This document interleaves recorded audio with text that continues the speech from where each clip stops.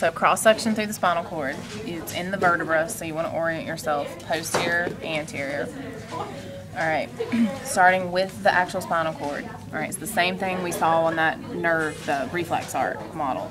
Alright, you have your posterior white columns. They're paired on both sides. That would be the posterior median sulcus, that line that's running between them there. You have your lateral white columns, and then you have your anterior white columns. This would be the anterior median fissure. The hole in the center is the central canal, and that gray matter that's surrounding it that spreads between the two sides would be the gray commissures. You have an anterior and a posterior.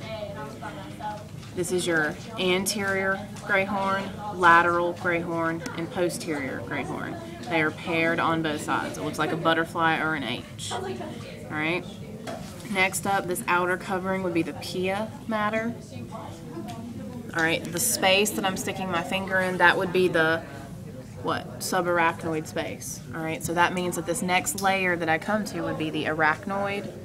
That dark line that separates this layer and this layer is the subdural space, and this would be the dura mater. Right.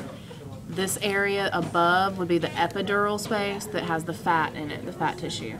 All right. This is that figure that's on 301. All right, coming into the anterior here, on the anterior side, this would be my ventral root, right here. There's the fibers from that ventral root coming in. It's going to the anterior horn, all right? That's going to be carrying what type of information? That's the efferent, so motor, somatic motor information, all right? Or if it was coming from the lateral horn, it could be visceral motor information. The dorsal root ganglion is here, which makes this the dorsal root, and the dorsal root carries both somatic sensory or visceral sensory information. All right.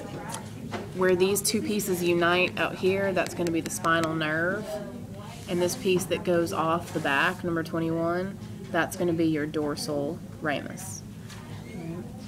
Don't worry about these guys on here. We'll look at it on that other model, the synthetic chain.